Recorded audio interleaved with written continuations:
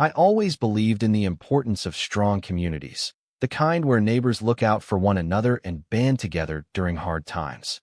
After all, as the commanding general of the National Guard, I've seen firsthand how crucial local unity can be when disasters strike. But while my professional life took me around the country, coordinating relief efforts and orchestrating rescue missions, I craved a quieter day-to-day existence at home. That's why I bought a house in Maplewood Estates, a seemingly idyllic suburban neighborhood in the United States. The glossy brochures promised peaceful streets, well-kept lawns, and a warm sense of belonging among residents. My new home sat on a gently curving road lined with towering maple trees that turned brilliant red each autumn. Neighbors, I was told, hosted barbecues in summer and holiday potlucks in winter. It sounded perfect. Of course, I didn't tell anyone my position in the National Guard. I wanted to be known as Jake Harrington, just another friendly face on the block. People tend to grow tense or self-conscious when they learn I hold a high rank overseeing strategic responses to national emergencies. I prefer to keep that side of my life private, partly to avoid fuss and partly because I hope to settle into Maplewood Estates as an ordinary neighbor, not a general. And for a time, everything felt right. That is, until I encountered the neighborhood's HOA, run by a certain middle-aged woman named Miranda Archer, though most folks, with exasperated or fearful laughter, referred to her as Karen. She was the so-called vice president of the Maplewood Estates Homeowners Association, an entity that, in theory, managed common areas and community standards. But as I soon discovered, Karen took her role to extremes. In fact, her fixation on order and control would threaten to unravel the very community she claimed to protect, culminating in a reckless act: the destruction of our crucial emergency supply caches. I moved into my Maplewood Estates home on a sunny Saturday. As the movers unloaded furniture, a handful of neighbors stopped by to offer greetings. One elderly couple brought homemade cookies. A young family introduced themselves and recommended local eateries. Their kindness set me at ease. But amidst the friendly welcomes, a silver SUV pulled up, and out stepped a woman with shoulder-length hair, impeccably pressed slacks, and a clipboard. She marched up my driveway with an air of authority. "Good afternoon," she said with a too bright smile. "You must be the new resident at 317 Pinecrest. I'm Miranda Archer. People around here sometimes call me Karen. I'm vice president of the Maplewood Estates HOA. Welcome." I shook her hand politely. "Thank you, Ms. Archer. I'm Jake Harrington, pleased to be here." She held out a folder. "Here you'll find the bylaws and covenants for our community. We have specific guidelines about lawn maintenance, fence heights, mailbox design, everything needed to keep Maplewood Estates pristine. We rely on compliance to maintain property values." Her mention of compliance stood out. There was a certain edge to her tone, but I merely nodded. "I appreciate the information. I'll do my best to follow all the rules." She offered a curt nod, then scanned my half-unpacked boxes. "Ensure you store those away promptly. We can't have unsightly clutter on the driveway. If you have any questions, direct them to me. I'm always on patrol." And with that, she pivoted on her heel and walked back to her SUV.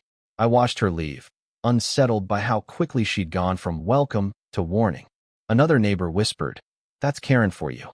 She's harmless if you follow her rules, but be ready for constant scrutiny." I shrugged off the odd tension. Perhaps every HOA had a Karen. I figured we could coexist if I stayed on her good side. At that point, I never guessed she'd soon cross lines that threatened more than just property aesthetics. She'd endanger the entire community's well-being. Despite that prickly introduction, the early weeks in Maplewood Estates were pleasant. I loved the quiet, leafy streets. Children rode bikes, neighbors jogged with their dogs, and families chatted across fences. After years of living near military installations or constantly traveling for National Guard missions, I cherished the steadiness of suburban life. I made friends quickly. Elena lived across the street. She was a warm-hearted nurse who often volunteered at local shelters. She introduced me to the concept of emergency supply caches, food, water, and medical kits stashed in safe spots around the neighborhood, prepared by a volunteer safety committee that recognized the threat of hurricanes, blizzards, or other natural disasters. Maplewood Estates was near a region prone to severe storms, so these caches were vital for quick relief if the roads became impassable or if the power went out for days. When Elena learned I had a background in disaster response, Without disclosing specifics, I mentioned I'd worked in emergency logistics. She invited me to join the safety committee's next meeting. We coordinate with local authorities and keep track of supplies, she said. We're always looking for more volunteers. I happily agreed. If anything, my National Guard experience gave me unique insights into storing rations and planning evacuations. However, I kept my job details vague, saying only that I'd spent time assisting with disaster relief in various states. The last thing I wanted was to overshadow the group or imply I was in charge. Meanwhile, Karen was always around, driving her SUV slowly, scanning for infractions like a mailbox slightly crooked or a trash bin left out too long. Most neighbors rolled their eyes but complied to avoid conflict. I found it comical but also a bit sad. I hoped she might find more constructive ways to channel her zeal for order. Little did I know, that same zeal was about to target the emergency caches themselves. A few weeks later, I attended my first Maplewood Estates Safety Committee meeting. It took place in the local community center, a modest building near the neighborhood park. About a dozen residents were present, including Elena, a retired firefighter named Chuck, a mother of 3 named Rita, and a few others. They greeted me warmly, excited for fresh energy in their mission. Chuck explained how the committee had formed years ago after a brutal winter storm trapped residents without power for a week. Some homes ran out of heating fuel or water, and emergency vehicles couldn't navigate the unplowed roads. In response, the neighbors pooled resources to stockpile non-perishable food, bottled water, flashlights, and medical kits in discreet but accessible locations, like the basement of the community center, a sturdy shed behind the park, and even a small locked closet in the clubhouse. These stashes proved invaluable during the next big storm. I was impressed. This was exactly the kind of community initiative I championed in the Guard, local preparedness bridging the gap until official help arrives. We spent an hour reviewing supply inventories, discussing how to rotate out expired items, and planning a volunteer day to restock. I offered to oversee some of the inventory checks, drawing on my logistics background. Everyone was thrilled. As the meeting wrapped up, Chuck mentioned something ominous. We've gotten pushback from the HOA vice president, Karen. She claims these caches are unsightly or might draw pests. She once threatened to lock the basement if we didn't tidy up. We tried explaining their importance, but she's not convinced. Rita sighed. She says it's not the HOA's job to store junk for doomsday scenarios. She wants everything hidden or removed. But we need easy access in an emergency, right? I nodded, unsettled. Karen's meddling was petty enough when it came to yard decor. But interfering with emergency supplies? That crossed a line. I decided to keep an eye on developments. These caches were more than an eyesore. They could be literal lifesavers if a disaster struck. Shortly after that meeting, the safety committee posted a notice in the neighborhood newsletter, inviting volunteers for the supply restock day. We scheduled it for a Saturday morning at the community center basement. Chuck planned to bring fresh bottled water. Elena had a contact donating first aid supplies, and I arranged for some MREs, meals ready to eat, that were nearing expiration from a local reserve program. We aimed to swap out older items, ensuring everything was fresh. The day before the event, Karen sent an email blast bearing the HOA's official letterhead, stating that the so-called emergency supply day had not been properly approved by the board and was therefore unauthorized. She warned that any community center usage beyond official HOA events required prior permission, which the safety committee apparently hadn't secured. Elena was livid. She never used to require this for restocking. We've done it for years with no problem. She's pulling rank for no reason. Chuck bristled. This is typical Karen. She's had a grudge against these supplies for months. She claims it makes the basement cluttered. But in a storm, that clutter saves lives. I suggested we proceed anyway, given the importance. But Chuck feared confrontation or fines. The debate grew heated. Finally, we decided to gather at the park shed instead of the community center basement, still within the neighborhood, and the shed was maintained by volunteers, not the HOA. That might sidestep Karen's technicality about the community center approval. Of course, the possibility remained that Karen would appear, brandishing some bylaw clause. But we had no other choice. We needed to keep the supplies updated. If an emergency arose and the caches were out of date, people could be left helpless. My instincts as a National Guard commander flared. If she tries to stop us, I'll stand my ground. But I still hoped reason would prevail without further conflict. Saturday morning dawned clear and cool. Our group gathered at the park shed, a sturdy structure near the playground, used for storing sports equipment and some of the emergency supplies. We laid out boxes of canned goods, water jugs, medical kits, and my donated MREs. About 15 volunteers showed up, each assigned tasks like checking expiration dates, labeling items, or stacking them neatly in weatherproof bins. Just as we were hitting our stride, a familiar silver SUV pulled into the parking lot. Karen emerged, wearing a crisp blazer despite the casual context, her face set in grim determination. A hush fell over the volunteers. Chuck muttered, "Brace yourselves." She marched up, clipboard in hand. "What is going on here?" she demanded. I specifically emailed that any event involving community property must be approved by the HOA. Elena tried to stay polite. "Karen, this is a safety committee function. We're merely restocking emergency supplies. We've done this for years." Karen shook her head. "That shed is on HOA-managed land. You can't store random junk here. If it's not official property, it must be removed. I see no documentation that the board authorized these materials." I stepped forward. "Ma'am, these aren't random items. They're crucial resources if a natural disaster hits. The entire neighborhood benefits. This was established by the committee long ago." Her gaze flicked to me. "And you are?" "Jake Harrington," I said evenly. "A neighbor who cares about preparedness." She gave me a disdainful smirk. "We have emergency services for that. The HOA doesn't need unauthorized stockpiles. It's unsightly, might attract vermin, and reduces property values. Now, unless you can show me a formal board resolution, I insist you remove these items immediately." Protests erupted among the volunteers. Chuck tried to explain how these supplies had already saved lives in past storms. Elena pointed out that the bins were pest-proof. But Karen was unmoved. She threatened to call security or even the police if we didn't disperse. Seething inside, I reminded myself to stay calm. I said, "We're in the middle of an important process. Removing them endangers the community. Can't we discuss this at the next board meeting?" Karen refused. "No, I want all this junk gone by Monday, or I'll arrange to have it hauled away." "Understood." With that, she snapped a few photos on her phone, evidence, presumably, then spun around and left. Everyone stood there, stunned and furious. "She can't possibly mean that," Elena whispered, voice shaky. Chuck, fists clenched, said, "If she tries, we'll stop her." But none of us realized how far Karen's zeal would go, or how soon we'd face the unthinkable.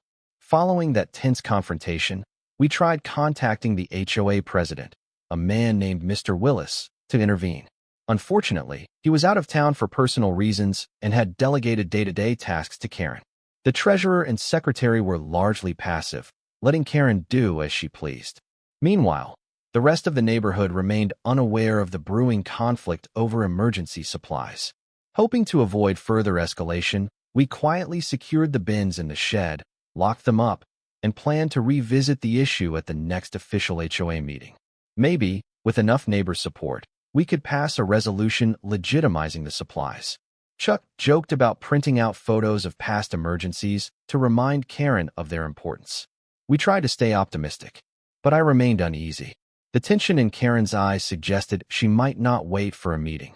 My National Guard instincts told me to watch for a sudden move, someone that controlling might do something rash. Yet I never expected the full scope of her next step, outright destruction of the caches. In the midst of this uneasy calm, I carried on with life. Neighbors asked about my line of work. I stuck to vague references about logistics, not wanting attention. I kept up my daily jog around the block, exchanged waves with friendly residents, helped Elena fix a loose fence post. All was normal on the surface, the eye of the storm, so to speak. One crisp Friday morning, I woke up early for a run. While stretching on my porch, I noticed an unusual commotion down the street. A large pickup truck with a trailer idled near the park, and men in work gloves were loading items. Something felt off. I quickly jogged over to investigate. To my horror, I recognized the bins of emergency supplies from the shed, now stacked on the trailer. They were rummaging through them, discarding some boxes, piling others haphazardly. My heart pounded. "Excuse me," I shouted. "What are you doing?" One worker glanced up, confused. "We have an order from the HOA vice president. said these were to be disposed of. We're hauling them to the dump. I froze in anger. That's private property, donated by neighbors. You can't just throw it away. He shrugged helplessly. We're just doing our job, ma'am. Ms. Archer said it's all junk. Desperate, I tried to stop them physically, but they'd already loaded most bins. Some of the men seemed uneasy, but Karen arrived just then, stepping out of her SUV with a triumphant smile. "Ah, Ms. Harrington," she said sweetly. "I see you're up early. Perfect timing to see the removal of these unauthorized items." I stared in disbelief. "Karen, these are life-saving supplies. How dare you dispose of them?" Her expression hardened. "I gave you until Monday to remove them. You didn't comply, so the HOA is forcibly removing the clutter. Don't worry, we're ensuring nothing valuable remains. Just worthless old food and junk, right?" My pulse hammered in my ears. This is reckless. If a disaster strikes, you're putting the entire neighborhood at risk. People depend on these supplies. She rolled her eyes. "Don't be so dramatic. We have a local fire department, grocery stores, and the city's emergency services. We don't need your doomsday horde. Now step aside." She signaled the workers to continue. Before I could protest further, they slammed the trailer gate shut. Chuck arrived, panting, having seen the commotion. He tried to argue with Karen, but she threatened legal action if he interfered. Furious tears burned in Elena's eyes as she watched the supplies vanish. We stood powerless as the truck rumbled away, presumably headed to a landfill. In that moment, I felt an intense urge to reveal who I truly was, to call in National Guard authority and stop her. But my job is about official missions, and this was a local matter. Or was it? The line blurred. She was endangering public safety by removing critical resources. Something had to give, and soon. We hoped maybe Karen would store the items somewhere else. But by afternoon, Chuck and I confirmed the worst. The entire stash, including brand new water jugs, first aid kits, and MREs, had been taken to a dumping site. Some volunteers visited the site only to find everything scattered and trashed beyond salvage. The stench of rotting refuse clung to once pristine supplies. Word spread, and outrage lit up the neighborhood. Residents who remembered the harsh winter storms or the occasional hurricane threat were shocked. Countless dollars of donated goods and hours of volunteer labor destroyed with no notice, all on Karen's whim. The safety committee was livid. Elena called a last-minute meeting to discuss next steps. That night, we gathered in Chuck's living room. People vented anger, confusion, fear. Some demanded we reinstall caches immediately, but we had no supplies left. Karen had annihilated the entire stock. Others talked about lawsuits or petitioning to remove Karen from the HOA board. But none of that would bring back the lost emergency gear if a crisis hit tomorrow. As for me, fury simmered beneath my calm exterior. In the National Guard, I'd spent years preparing states for disasters, ensuring local readiness. Seeing vital resources destroyed by petty arrogance was maddening. I realized it was time to step in, not just as a neighbor, but also as the commanding officer of a major force that prided itself on community protection. However, I wanted to approach it carefully. The last thing I wanted was for the Guard to appear heavy-handed in a civilian matter. Still, Karen had overstepped in a way that threatened lives. We parted that evening with no immediate resolution, only a resolve to hold Karen accountable. But none of us knew how quickly a real emergency might strike, forcing us to confront the consequences of her actions far sooner than we expected. In a twist of fate, the local weather forecast started buzzing with alerts. A large tropical storm, possibly intensifying into a hurricane, was forming off the coast. Meteorologists predicted it could veer inland toward our region. If it hit, Maplewood Estates might face torrential rain, high winds, and flooding. The entire neighborhood grew uneasy. Many recalled a storm from years prior that left them stranded. Under normal circumstances, we'd rely on those meticulously stocked caches for immediate relief, food, water, and medical supplies until official aid arrived or power was restored. Now, thanks to Karen's actions, those caches were gone. Elena convened the safety committee in a frantic session. "If the hurricane path shifts toward us, we're in trouble," she said. "We have next to nothing stockpiled. We can't replace everything on such short notice." Chuck nodded grimly. "People can buy some supplies individually, but not everyone has the means or time. That's why we formed the committee in the first place, for those who can't prepare on their own." I sat there, Heart heavy. I considered calling in a favor from the National Guard, pre-staging relief supplies in a nearby armory. But that was a step typically done only after official requests from state authorities or local governments. Could I short-circuit the process for my own neighborhood? Morally, it felt right to help. Professionally, it was a delicate line. We decided to put out an urgent message urging neighbors to stock up individually, offering tips on storing bottled water and non-perishable food. Elena typed an email blast, reminding folks about the potential storm track. "We'll do the best we can," Chuck said. "But if the worst happens, we'll see how it plays out." Meanwhile, Karen was suspiciously silent. The HOA newsletter made no mention of the destroyed caches or any plan to handle the storm.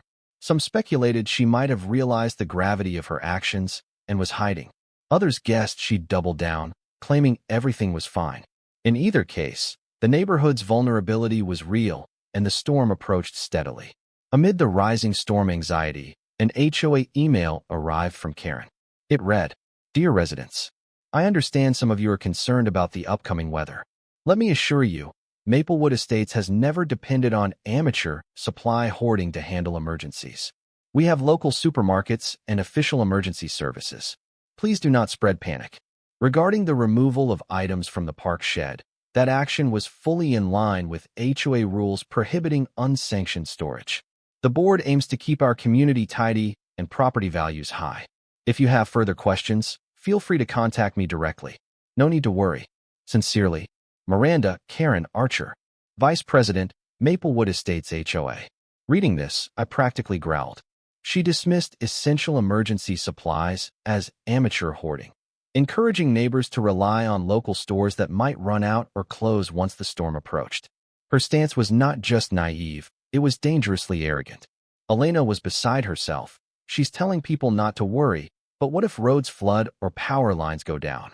Stores might be inaccessible. Chuck typed an angry reply, though Elena urged caution.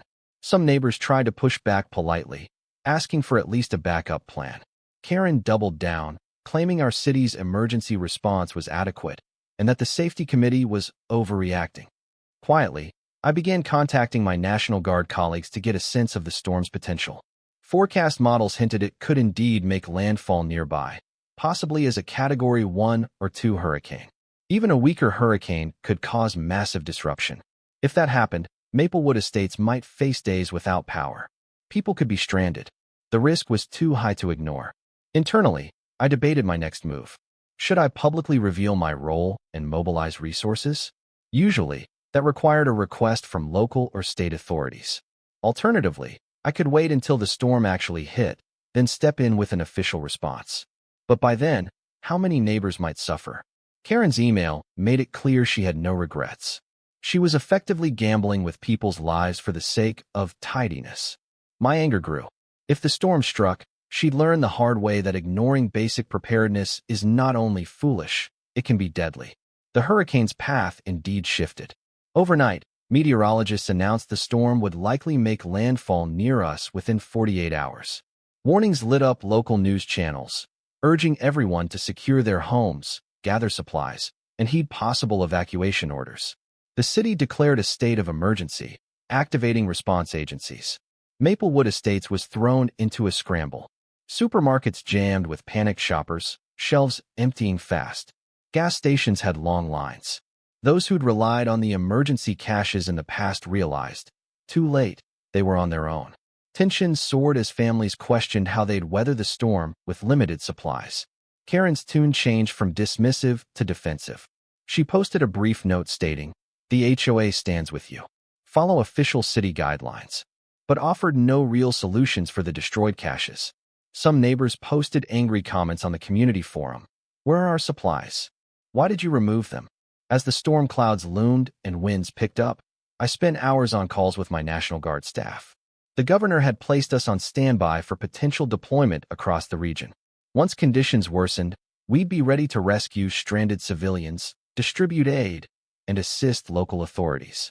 My colleagues teased me about lucky timing, that I lived in a soon-to-be disaster zone. But I took it seriously. My own neighbors might need help. Sure enough, around midnight, the hurricane struck. Lashing rain hammered rooftops, fierce gusts toppled trees, and power flickered out across Maplewood Estates.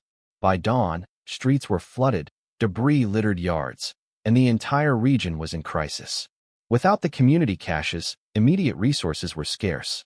People needed water, non-perishable food, flashlights, medication. Those who didn't stock up were in trouble. The phone lines were jammed with calls to the city, but help might take time. We were on our own, at least for the first critical hours. And that's when Karen's recklessness would come back to haunt her. When the storm's fury subsided to a safe level, the reality was grim. Streets in Maplewood Estates were partially flooded, making driving hazardous. Power lines lay snapped, leaving most homes without electricity or internet. Fallen branches blocked some roads entirely. The local supermarket was closed, its parking lot underwater. Neighbors emerged, assessing damage. Some had lost shingles or windows. Others had small floods in their basements. Many huddled in living rooms, anxiously rationing whatever water or canned goods they had left. Chuck tried to set up a small relief station in his garage, sharing bottled water from his personal stash. But it wasn't enough for everyone. Elena, who still had some medical supplies, did her best to assist injured folks. A few had minor cuts from broken glass or twisted ankles from stepping into hidden debris. Normally, we'd open the big bins of first aid gear from the community center or park shed. But those were gone, courtesy of Karen's purge. As I walked through the neighborhood, checking on families, I saw the faces of fear and desperation. This was exactly the scenario the safety committee had prepared for: households stranded for a day or two without city or FEMA assistance. The entire point of those caches was to bridge the gap. Now, that gap yawned wide. I encountered a tearful mother who needed infant formula. She'd run out, never expecting the hurricane to be this severe. Another elderly man worried about his insulin spoiling without refrigeration. My heart clenched. If only the emergency supplies were still in place, we'd have had a cooler or generator for medication. Instead, these neighbors were at serious risk. In that moment, I decided enough was enough. I told Chuck and Elena, I have resources that might help. I'll contact certain channels to expedite assistance. Trust me. They looked puzzled but relieved. I stepped aside, phone in hand, and made the call that would reveal my true authority. Standing beneath a damaged lamppost, I dialed the direct line to the National Guard's Joint Operations Center. My colleague, Colonel Merrick, answered. Jake, we've been monitoring the storm. Conditions are rough in your area. We're deploying to multiple counties. How are you holding up? I exhaled. My own neighborhood is in bad shape. Maplewood Estates. You might see it on the map. We have severe power outages, blocked roads, and minimal supplies. We need immediate support. Colonel Merrick didn't hesitate. We can dispatch a route clearance team with high-water vehicles, plus supply trucks. We'll coordinate with local EMA to ensure your neighborhood is on the priority list. I rubbed my forehead. Thank you. I'll coordinate from the ground. And Colonel, there's a complication. The HOA destroyed our local emergency caches, so the community is especially vulnerable. Merrick paused, likely shocked.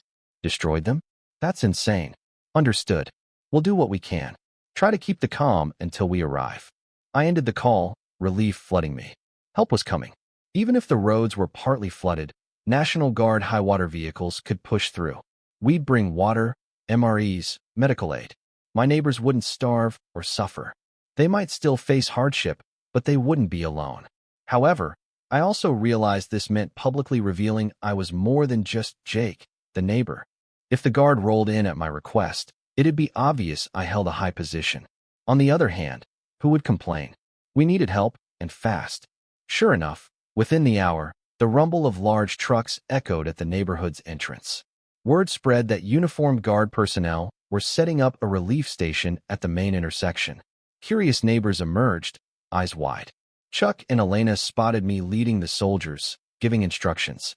Their jaws dropped in astonishment. Karen, too, noticed the arrival of uniformed men distributing supplies. She came hurrying out of her house, confusion written on her face. As soon as she saw me conversing with the commanding sergeant, her eyes narrowed. She marched over. Jake, what on earth? Who are these people? I met her glare calmly. These are National Guard troops, Ms. Archer. I called them in. I'm the commanding general for the region. Or, as you might say, the head of the National Guard.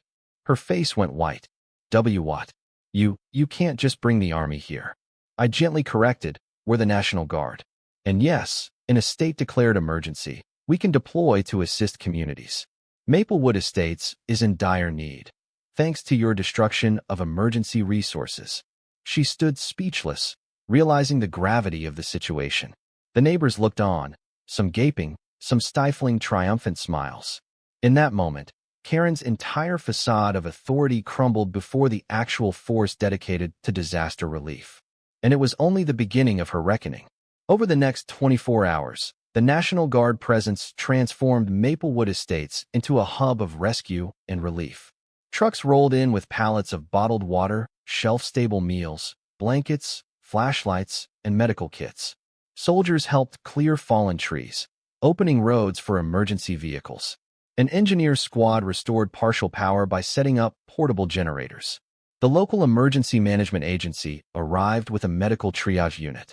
Neighbors lined up gratefully for supplies, sharing stories of how they nearly ran out of essentials. Many approached me with astonished expressions. Some teased me about my secret identity. Others thanked me profusely. I reassured them it was my duty, and I was honored to help. Karen watched it all from the sidelines, overshadowed by the organized relief operation. Her attempts to protest or insert herself were met with polite dismissal. The Guard was operating under official authority, not subject to HOA meddling.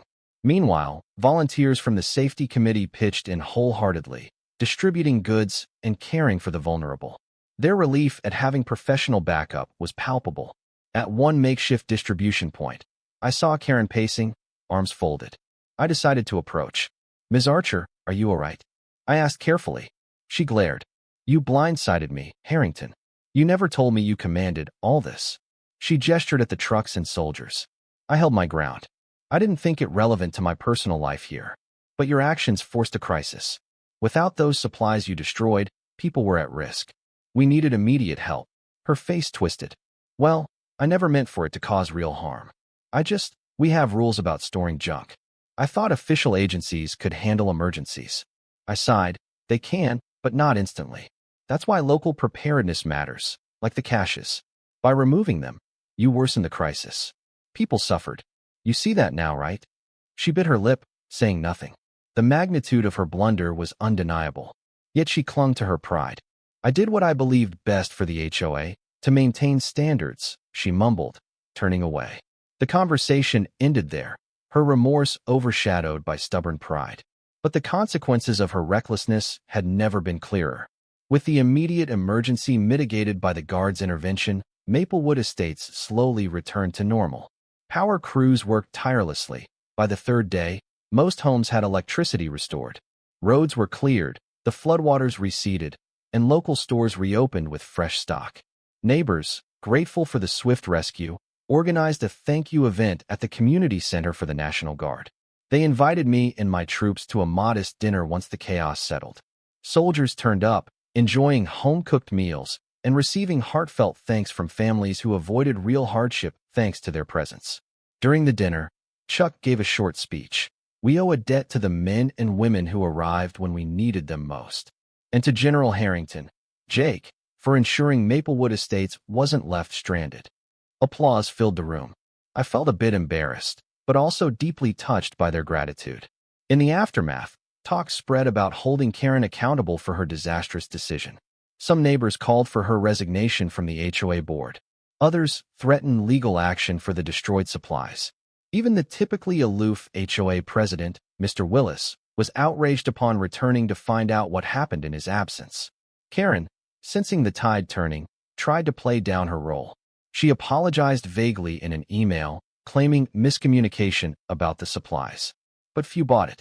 The emotional scars from those tense hours without crucial resources wouldn't vanish easily.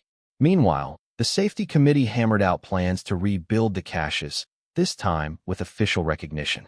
The difference now was that everyone understood the cache's value, and my position in the Guard lent extra weight to the cause. A special HOA meeting was called to address the fiasco. The entire neighborhood turned out, packing the clubhouse to capacity. The atmosphere crackled with tension. People wanted answers, and possibly heads to roll. Karen sat at the long table at the front, flanked by Mr. Willis and the other board members. She looked tense, Her usual commanding presence diminished. Mr. Willis opened the session by recapping the events: the hurricane, the destroyed caches, the National Guard deployment. He expressed dismay at how Maplewood Estates had nearly faced a humanitarian crisis. Then the floor opened for public comment. Residents lined up to speak. One by one, they condemned the removal of the supplies. A mother described how she ran out of formula for her infant, calling it terrifying. An elderly man explained how he had to keep his insulin chilled by begging ice from a neighbor's cooler. Elena recounted how the safety committee's months of effort were undone by a single impulsive act. Chuck showed pictures of the destroyed bins at the dump, describing the heartbreak of seeing donated resources wasted. Finally, Mr. Willis turned to Karen. "Ms. Archer, do you have anything to say?" She swallowed hard. "I acted under the assumption that the supplies were unsanctioned, violating aesthetic and pest control rules. I never intended to cause harm. It was a misunderstanding. I believed the city's emergency services would suffice." Shouts of disbelief rippled. People demanded she step down. One voice called out, "We needed those caches, Karen. You almost cost lives." Another added, "How can you remain on the board after such a reckless decision?" Mr. Willis hammered a gavel for order. He looked weary, turning to Karen. "The board regrets this entire situation. Many have asked for your removal, Ms. Archer. Given the circumstances, would you consider resigning?" Karen's face reddened. She glanced at the jeering crowd, at the stony-faced neighbors. Her voice shook with rare humility. If the community believes it best, I'll step aside. But I only did what I believed was right for Maplewood Estates." Boos and mutters circled, but Mr. Willis quickly took a vote. By an overwhelming majority, the membership supported removing her from the board. She sat still, shoulders slumped, as the motion passed. The hush that followed felt like a collective sigh of relief. The tyrant had fallen. With Karen officially ousted, Maplewood Estates moved forward. The HOA board, under Mr. Willis's renewed leadership, publicly apologized for the destruction of the caches. A fund was established to rebuild them, and neighbors donated generously, spurred by the memory of how critical the supplies had been. The safety committee set up new protocols, ensuring the HOA recognized them as an official subdivision resource. We replaced the lost stock with fresh items, courtesy of local charities, and I quietly arranged some National Guard surplus donations. Chuck handled logistics, Elena organized volunteers, and we re-established multiple cache sites. The community center basement, a reinforced shed behind the clubhouse, even a small locked closet near the park. Meanwhile, Karen retreated from public life. Some rumored she might move away. Others said she stayed but kept a low profile, ashamed of the backlash. Either way, her iron grip on the HOA was gone. Freed from her stifling rules, Maplewood Estates blossomed with a more open, cooperative spirit. Within weeks, the daily rhythms of suburban life returned. Neighbors hosted yard sales, kids played outside, and the memory of the storm's devastation softened. People still joked about my big reveal as a National Guard general. Chuck teased me. If we'd known we had a 4-star neighbor, we would have asked for a tank to chase Karen away long ago. I laughed, reminding him that the Guard was for emergencies, not personal vendettas. It was gratifying to see the new caches up and running. Each location had a sign, "Community Emergency Supplies," for everyone. The days of secrecy and sabotage were behind us. The neighborhood understood how crucial local preparedness could be, and they were grateful to have someone with real disaster experience among them. For me, it felt like a mission accomplished, my quiet mission to help them stand ready for the next crisis. One early morning, as I strolled through Maplewood Estates, I spotted Karen stepping out to retrieve her mail. She froze upon seeing me, then gave a small, tentative wave. I returned it, unsure what to expect. She walked over, posture stiff. "General Harrington," she began, wincing slightly at the rank. "Or, Jake. Can we talk a moment?" I shrugged. "Sure." She fumbled with her keys, not meeting my gaze. "I know it's too late, but I wanted to say I'm sorry. For the pain I caused, destroying those supplies. I never thought it would get so bad. When the storm hit, I realized how foolish I'd been." I studied her face. Gone was the imperious glare. She seemed contrite. "Thank you for saying that. A lot of neighbors suffered unnecessarily. I hope you understand now that emergency preparedness is crucial." She nodded, eyes downcast. "I do. I've learned my lesson." I messed up." Her voice softened. "I used to think local rescue efforts were pointless, that official agencies or the city would always save us. But I saw how quickly the shelves emptied, how alone we felt. I understand if you all can't forgive me." A long pause ensued. Then I sighed. People might never forget what happened, but maybe in time, they'll forgive. We can't change the past, but you can do better going forward. She let out a shaky breath. "Thanks. I might move eventually, but for now, I'll keep to myself." She offered a small nod and walked away, shoulders slumped, carrying the weight of her choices. I watched her retreating figure, reflecting on how a single person's arrogance nearly derailed a community's safety. Yet, at least she'd faced the consequences and appeared remorseful. It didn't absolve her, but perhaps it was a step toward personal growth. In the months that followed, Maplewood Estates solidified its reputation as a model for community resilience. The reconstructed emergency caches became a point of pride. Neighbors took turns rotating stock, checking expiration dates, and conducting annual drills. The HOA, under new leadership, embraced the safety committee rather than opposing it. A sense of unity thrived. I continued my dual life, commanding general by day, or whenever duty called, friendly neighbor at home. People knew my identity now, but they treated me the same, grateful yet respectful. I'd occasionally speak at local gatherings about preparedness, always emphasizing that real security starts with neighbors helping neighbors. Chuck, Elena, and the rest of the safety committee turned the fiasco into a teaching moment. They organized workshops on first aid, generator usage, and stormproofing homes. Attendance soared, with residents eager to avoid repeating the fiasco. Kids even got involved, painting signs for the new supply locations with cheerful slogans like "We're ready" and "Safety first." As for Karen, she resigned from the board but remained in Maplewood Estates a bit longer. She kept her head down, rarely engaging in neighborhood affairs. Over time, some neighbors softened towards her, though trust was slow to rebuild. She occasionally participated in volunteer events, perhaps striving for redemption. Meanwhile, daily life returned to that serene suburban rhythm I'd initially sought. Crisp mornings saw neighbors walking dogs. Warm evenings featured casual porch conversations. If storms threatened, we felt more secure, armed with knowledge, supplies, and an official channel to the National Guard if truly dire. The ordeal had tested Maplewood Estates and proven it could emerge stronger.